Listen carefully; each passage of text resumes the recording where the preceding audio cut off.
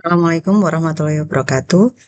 Perkenalkan, nama saya Faya Firdianawati dengan NIM W1250004, Prodi Magister Akuntansi, Universitas Muhammadiyah Surakarta.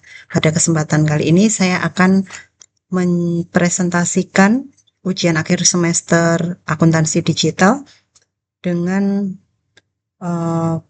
fokus pada proyek perubahan pembuatan sistem aplikasi database pengawasan menggunakan ChatGPT, Gemini, dan Copilot.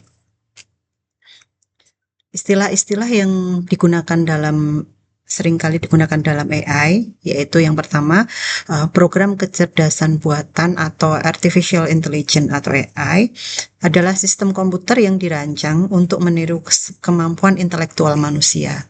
Hal ini mencakup kemampuan untuk belajar dari data, mengenali pola, memecahkan masalah, dan mengambil keputusan untuk menyelesaikan tugas-tugas tertentu secara mandiri.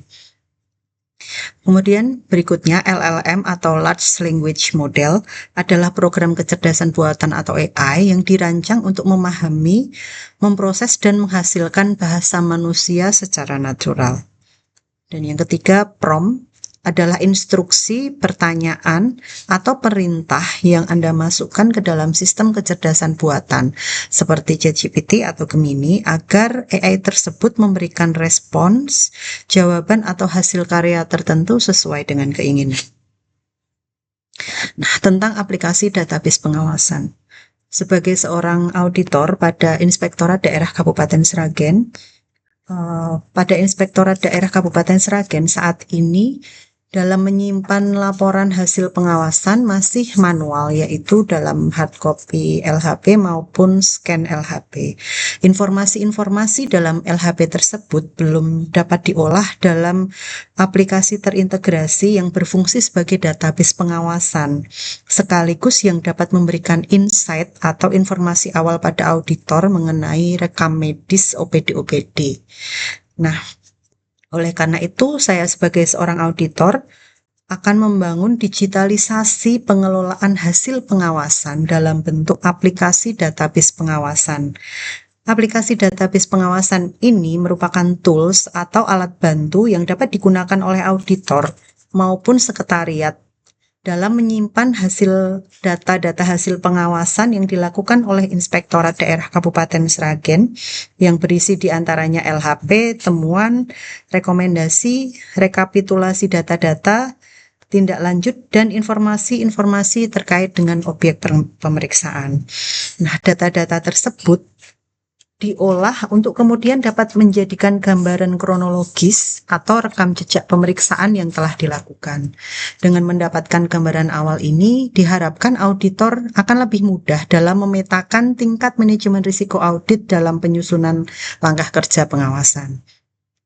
Aplikasi ini dikembangkan untuk memudahkan auditor mendapatkan data-data awal dari objek pemeriksaan yang bisa mempermudah penyusunan laporan PIA atau pengembangan informasi awal.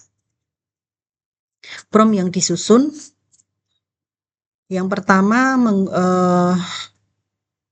tolong buatkan sistem aplikasi sederhana knowledge based audit untuk auditor di Inspektorat Daerah Kabupaten Sragen untuk memudahkan pengolahan database hasil pemeriksaan agar lebih cepat dalam proses pengembangan informasi awal.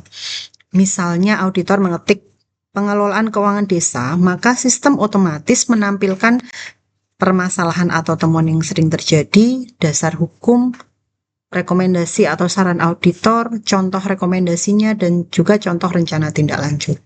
Fiturnya antara lain login auditor, dashboard, input data konsultansi, master desa, master kecamatan, master peraturan, riwayat konsultansi, dan edit atau hapus data. Dan untuk menu generate otomatis dapat dilakukan untuk laporan hasil konsultansi, surat pengantar, rencana tindak lanjut, cetak PDF, menggunakan DOM PDF, template resmi Inspektorat Kabupaten Sragen, dan responsif menggunakan Tailwind CSS. Dengan menggunakan teknologi PHP native 8, kemudian MySQL, HTML5, Tailwind CSS CDN, JavaScript vanilla, dan juga DOM PDF. Nah, dokumen yang dihasilkan berupa data permasalahan atau temuan yang sering terjadi, dasar hukum, saran auditor, dan rekomendasi serta rencana tindak lanjut. Nah, hasil dari prompt yang sama yang kita masukkan dalam 3 AI yang berbeda menghasilkan pula respon yang berbeda dari masing-masing AI. Pada ChatGPT, respon yang didapatkan itu bersifat naratif, deskriptif, dan tutorialnya step by step. Seperti yang dapat kami tampilkan pada layar di yang pertama. Kemudian untuk Gemini, responnya lebih ringkas, bullet point, dan lebih ke arah ide inti. Kemudian respon dari Copilot itu lebih terstruktur, detail, beserta dengan tabel, bullet, dan contoh teknis. Nah, dari ketiga AI tersebut, respon ChatGPT cenderung menuliskan baris kode secara lengkap, bahkan untuk fungsi-fungsi kecil seperti session login atau routing. Sangat kuat dalam penanganan error penulisan skrip atau sintaksis, dan ChatGPT memberikan desain CSS inline yang sangat detail. Kemudian untuk Gemini, responnya sangat baik dalam menstrukturkan direktori proyek, config atau API atau cetak, sehingga kita tahu persis di mana harus meletakkan file. Penulisan kodenya modern dan contohnya langsung mengarahkan Anda menggunakan PHP PDO, bukan MySQL yang sudah usang untuk keamanan dari SQL injection. Kemudian untuk Copilot, karena berbasis GPT-4 namun terintegrasi dengan Bing, Copilot sangat baik dalam mencari referensi nyata, sering memberikan tips tambahan terkait deployment atau cara menjalankan di XAMPP atau Laragon.